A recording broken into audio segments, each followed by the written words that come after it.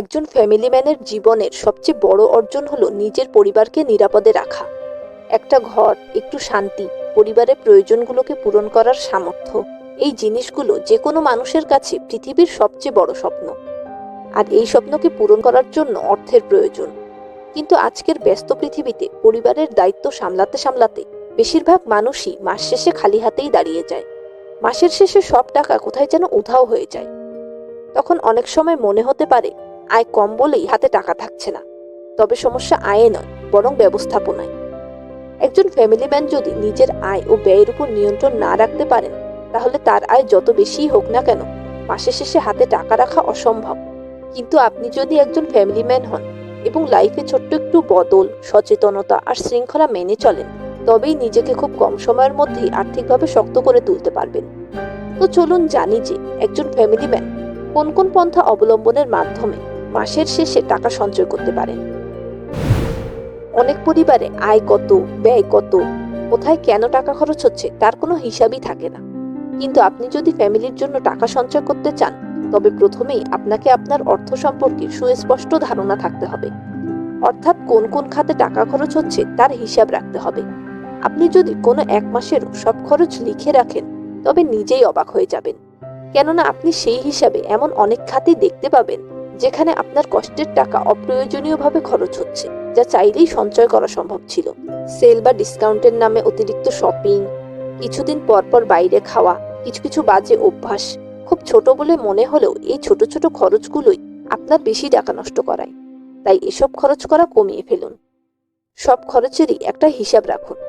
এতে করে ছোট ছোট খরচগুলো আপনার নজরে আসবে। আর যখন আপনি প্রয়োজনীয় এবং অপ্রয়োজনীয় খাতগুলোকে চিহ্নিত করতে পারবেন, ঠিক তখনই প্রতি মাসে টাকা সঞ্চয় করতে পারবেন।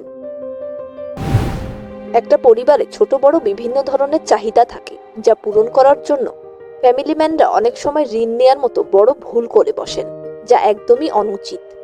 ঋণ জীবনের জরুরি সময় সাহায্য করতে পারে, তবে যদি একে অভ্যাসে পরিণত করা যায়, তবে তা ভবিষ্যৎকে নষ্ট করে দেয়। ঋণের সুদ অন্যান্য জিনিসপত্রের দামের মতো সময়ের সাথে সাথে শুধু বাড়ে। তাই যে কোনো ফ্যামিলি ম্যানেরই উচিত যতদূর সম্ভব ঋণের বোঝাকে এড়িয়ে চলা, এবং যদি কোনো ঋণ হয়ে যায়, তবে যত দ্রুত সম্ভব ঋণ মুক্ত হবার চেষ্টা করা। এতে আপনার মানসিক চাপও কমে এবং ঘরের শান্তিও বজায় থাকে। টাকা জমানো কঠিন কিছু নয়, কিন্তু কঠিন হলো আপনার প্রথম পদক্ষেপ। কঠিন হলো আপনার মানসিক বাধা ভাঙতে পারা। আপনি যদি সবসময় ভাবতে থাকেন আমার আয় কম, আমাকে দিয়ে সেভিংস হবে না, তবে কখনোই সঞ্চয় করতে পারবেন না। টাকা জমানোর জন্য শুধু অর্থ নয়, বরং আপনাকে আপনার মানসিকতারও পরিবর্তন করতে হবে। মনে রাখবেন, আপনার প্রতিদিনের প্রতিটা সিদ্ধান্ত আপনার ফ্যামিলির আগামী 10 বছর করে দিতে পারে। আজকে যদি আপনি অন্তত 2%ও সেভিংস করতে পারেন, তবে হয়তো আগামীতে আপনার সন্তান ভালো কলেজে পড়তে পারবে। আজকের একটা অনর্থক খরচ বাদ দিলে হয়তো আগামীতে আপনাকে বা আপনার স্ত্রীকে চিকিৎসার জন্য সংগ্রাম করতে হবে না। তাই একজন ফ্যামিলি ম্যানের চোখে সবসময় তার সন্তানের ভবিষ্যৎ, পরিবারের সুরক্ষা এবং আর্থিক নিরাপত্তার দৃশ্য রাখা উচিত। তবে এই দায়িত্বটা শুধুমাত্র ফ্যামিলি ম্যান একা চেষ্টা করলে চলবে না, বরং পুরো পরিবারকেই দায়িত্ববান হতে হবে।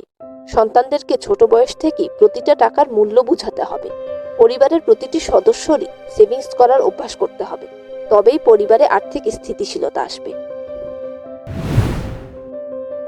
প্রতি মাসে টাকা সঞ্চয় করতে চাইলে আপনাকে 50-30-20 রুলটি অনুসরণ করতে হবে। এই রুল অনুযায়ী আপনাকে আপনার মাসিক আয়কে 3টি ভাগে ভাগ করতে হবে। অর্থাৎ আপনার আয়ের 50% প্রয়োজনীয় খরচের জন্য, 30% চাহিদাযুক্ত খরচে এবং 20% সেভিংস কিংবা দেনা পরিশোধের জন্য রাখতে হবে। যদি আপনার মাসিক আয় 30,000 টাকা হয়, তবে এর 50% অর্থাৎ 15,000 টাকা আপনাকে আপনার বিভিন্ন প্রয়োজনীয় খরচ, যেমন বাড়ি ভাড়া, বিদ্যুৎ বিল, পানি বিল, খাবার, ওষুধপত্র ইত্যাদির জন্য রাখতে হবে। 30% কিংবা 9,000 টাকা আপনার এবং আপনার পরিবারের বিভিন্ন ধরনের চাহিদা, যেমন জামা কাপড়, মোবাইলের ডেটা, মাঝে মাঝে বাইরে ঘুরতে যাওয়া ইত্যাদির জন্য। এবং অবশিষ্ট 20% অর্থাৎ 6,000 টাকা সঞ্চয় করতে হবে, অথবা আপনার যদি কোনো লোন বা কিস্তি থাকে সেগুলো পরিশোধ করতে হবে। 20% সঞ্চয় করতে হবে এটা নির্দিষ্ট নয়। যদি আপনার কোনো লোন, কিস্তি কিংবা ইএমআই থাকে, তবে 20% সেভিংস করাটা আপনার জন্য কঠিন হবে। কিন্তু এক্ষেত্রে আপনাকে একটু করে হলেও সেভিংস করতে হবে। আর সবচেয়ে ইম্পর্টেন্ট কথা হলো, আপনাকে আপনার আয় আসার সাথে সাথে এই সেভিংসটা করতে হবে। কেননা বাঁচানো টাকা দিয়ে কখনোই সেভিংস করা যায় না। তাই অন্যান্য প্রয়োজনীয় খরচের মতো টাকা সঞ্চয় করাটাকেও অগ্রাধিকার দিতে হবে। তাহলে একসময় দেখবেন আপনার ছোট ছোট অঙ্ক দিয়ে শুরু করা সেভিংসও ধীরে ধীরে বড় আকার নিতে শুরু করেছে। একজন ফ্যামিলি ম্যানের জন্য সেভিংস করাটা যেমন জরুরি, তেমন যে কোনো ক্ষেত্রে ইনভেস্টমেন্ট করাটাও দরকার। একজন ফ্যামিলি ম্যানের ভবিষ্যতের কথা মাথায় রেখে হলেও ইনভেস্টমেন্ট শুরু করা উচিত। ইনভেস্টমেন্ট করার জন্য প্রথমত আপনাকে চিন্তা ভাবনা করে কোনো বিশ্বাসযোগ্য মিউচুয়াল ফান্ড, ছোট ব্যবসা কিংবা শেয়ার মার্কেটকে বেছে নিতে হবে। প্রথমেই বড় অ্যামাউন্টের বদলে ছোট ছোট অ্যামাউন্ট দিয়ে ইনভেস্টমেন্ট শুরু করতে পারেন। মনে রাখবেন, ইনভেস্টমেন্ট কিন্তু সবসময় ঝুঁকি নয়। সঠিক জায়গায় সঠিক পরিকল্পনা সহ ইনভেস্টমেন্ট করলে আপনার টাকা দিন দিন বাড়বে, আর আপনার পরিবারের ভবিষ্যৎও হবে নিরাপদ। বন্ধুরা, মাসের শেষে হাতে টাকা রাখা কোনো জাদু নয়, এটা একটা অভ্যাস। যেই অভ্যাস আপনাকে ও আপনার পরিবারকে নিরাপদ এবং সুখী করে তোলে। তাই আজ থেকে জীবনে বদল আনতে শুরু করুন, কারণ আপনি শুধু একজন মানুষ নন, বরং আপনি একটা পরিবারের ভরসা। ভিডিওটি ভালো লেগে থাকলে লাইক দিতে ভুলবেন না, এবং আর কোন কোন বিষয়ে আপনি ভিডিও চান তা কমেন্ট করে জানান। দেখা হবে আরো একটা ভিডিওর মাধ্যমে। ততক্ষণ পর্যন্ত চ্যানেলকে সাবস্ক্রাইব করে পাশেই থাকুন।